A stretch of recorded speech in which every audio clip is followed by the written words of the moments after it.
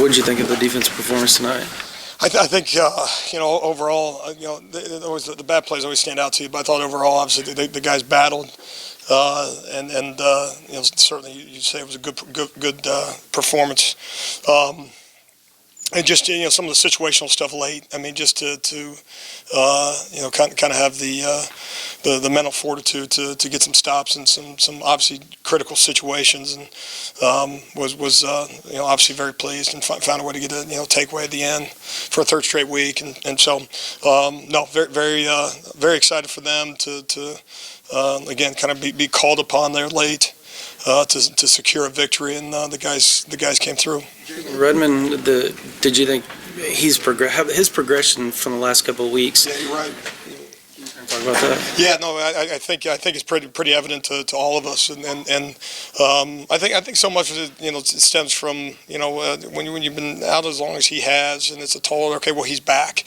Well, it's not as if he had a long college football career prior to that, and so had to work through it. I think from a confidence standpoint, just from an understanding what Saturdays are going to look like, feel like, and then what preparation takes place and is necessary so that your Saturdays you can walk into a stadium with confidence, understanding calls and understanding.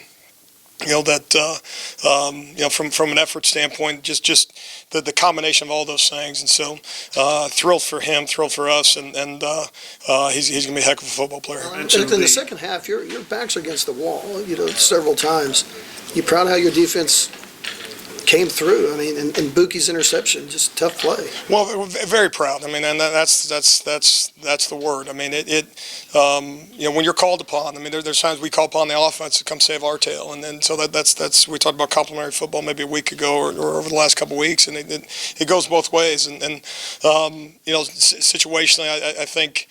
So much of what we've attempted to do is try to, really maybe de-emphasize. What the situation is for our offense, and kind of obviously you're a team, but in the moment, regardless of what the scoreboard reads, and what the offense they score, we got to go get a stop. They pump, we got to go get a stop, and so have obviously made a major emphasis of that over the course of 11 weeks now. And I'd like to think it's starting to kind of take hold. I mean, you're never there. I mean, it's not a magic bullet by any stretch of the imagination, but making sure that again from a individual standpoint, every guy in the defense, and then collectively defensively is again regardless of what the offense is doing in that particular situation, wherever the ball finds itself, we got to go get a stop. And so again, I think they're buying into that, and then you got some video evidence to say that we're capable of getting those things done. For that during the week in practice. And can you describe if you do?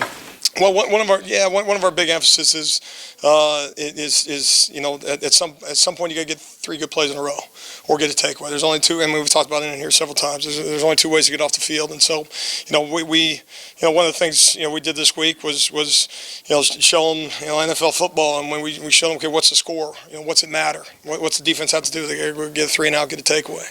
I read out Powerball numbers to them last night.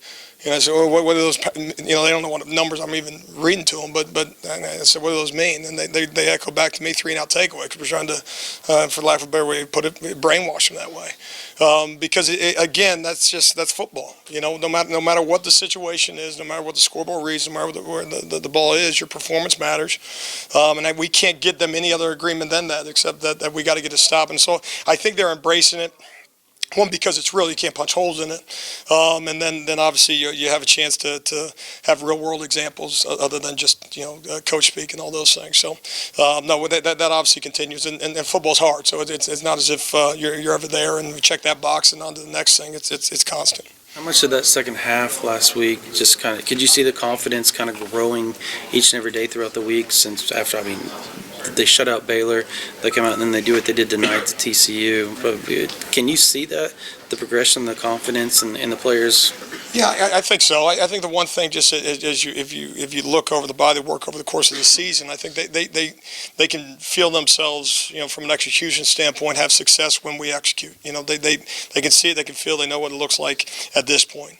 I think specific to the last four weeks. there's been every side of it that you can possibly think of. And as a coach, give me as much adversity as you can possibly give us, because we'll learn so much from it as long as you ensure us we get a win. And obviously it's not magic, so it doesn't always go that way. But I think so much of it's not just the second half last week. I think it's just a 4-week, 11-week stretch. We always talk all the time about 1-week evaluations, but you're constantly, from a confidence standpoint, building that. And you have the evidence of when we do X, Y, and Z, we have a chance to be a pretty good defense. When we don't, we get very, very average to below average very, very quickly, which puts you like the bulk of the country that way. And so, no, I think it's building that way, and it's a fragile thing. And so we got to continue to work with these guys to instill that, and we'll get back at it on Monday. Rallying Max, he had that one big run. Yeah. How did you feel like you did most of the night? Well, I had a lot of respect for him coming into the game, and you didn't know how exactly they would use him in the run game, but you knew they would. And then found the option play, tried a couple different times, and then did a particular set, and I got loose the one time. We made a couple adjustments that way, which the guys handled, which I give the guys credit for. No, I had a lot of respect for he's going to be a heck of a player in this conference. Has the ability to extend plays with his feet, has a tremendous arm, and he's fast now. And so, no, he had our respect going into it, and you saw why. This was Caleb Kelly's first game this season. What did you think of the way he played? Well, I look at the tape, and I don't know his exact rep count, but I sure liked having him out there. I know the group was excited for him. And then, it's an unusual situation to have your first work week 11, senior night in the stadium and all those things. So, no, he's a guy that will continue to progress on our defense, continue to get more reps. That helps our linebacker room, and subsequently, obviously, helps our defense. I'm thrilled for him, excited for us, and you'll see more of him as we move forward. How do you feel like he helps going into, like you said, week 11? How does he help specifically? Well, I think, it's all hands on deck. When you get to the November football and you're competing for championships, and you want to finish November the right way, and obviously, as of tonight, have an opportunity to we bought ourselves one more football game, which is a critical element of things. I mean, you need everybody. I mean, and you saw examples of it tonight, regardless of position, where your number's called, and we need elite performance on all sides of the football, and he's one that we're excited to add to the mix. Yeah. Was the goal to get him in early the way that you guys You know did? what, it actually was, and then that's something that Coach Odom and myself talked about. We wanted to get him in. What we didn't want to do was, get him in, find the second quarter or third quarter and those things. We wanted to get him as soon as possible, kind of, knock maybe a little bit of the rust off and the excitement level off, and so, no, that was the plan.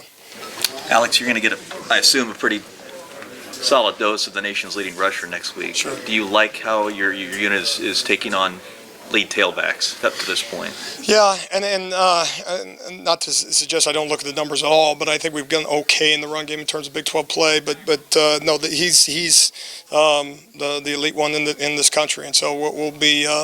I have not studied them, so in terms of how and all those things, in terms of how they use them, and I know he catches the ball in the backfield as well. But that'll be a major challenge for us, and okay, go load the box. Well, that puts you thin on the back end. So no, that'll be a major challenge for us, and we got to jump on it tomorrow. After struggling, this defense struggling to get turnovers for so much, a good chunk of the season. Yeah.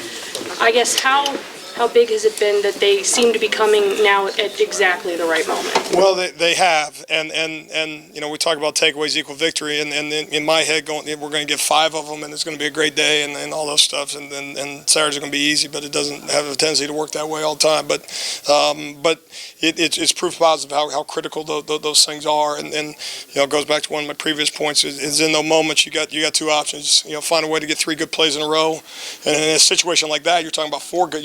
know it's a 4-down situation, and you also know that, man, if we can get 2 hands on this football somehow, some way, or be able to strip that thing out, you got a real good chance of calling it a win. And so, no, those are pretty good evidence for the guys in terms of how critical those things have. And you also feel the other way when we turn the ball over on the other side of the ball. You say, okay, well, if they're getting them, why aren't we? And so it is a challenge for our guys. You know, they got a couple more takeaways than us, and we can't be okay and say, well, it just went their way. No, why are they getting them? Why are we not? And that's something we got to do. Obviously, continue to do a better job of. Alex, I'm sorry. Didn't mean to interrupt you. I was curious, along what you just mentioned, what did you think of the strip against Jalen? Were you able to watch that on the big screen? It seemed like a rare play, just a tough play. You know what? I took a quick peek up, and I really didn't get. You know, I at that moment you assume you're taking the field, and so I don't have a great answer. After that strip of Jalen down there in the end zone, your defense huddled up and started to dance in the huddle, and Lincoln came in here and said, probably the first time in a while, this defense seemed excited to go back out there and redeem the team after a turnover like that. Do you see that? Do you feel that? And how proud are you if you do see it? Sure. I think, a couple things. One, it's becoming the norm in practice. And again, it never feels the same in practice, but you try to simulate the best you can. But there's been a increased energy level as we've gone through the work week, which that's one.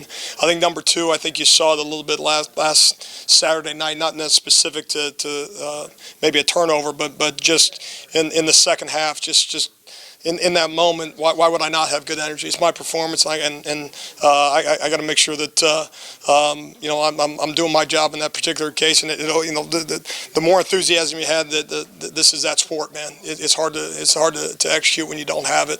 And so I'd mention that, and then in that I think it's just the cumulative effect. When you're doing it during the week, you got a little bit of, I won't call it a track record just yet, but you've done it in your past and had success. That was neat to see. Coach Manning's in the middle of them, get them going, but the bulk of that was them, and I think that also speaks to a belief. It's just hard to fake it.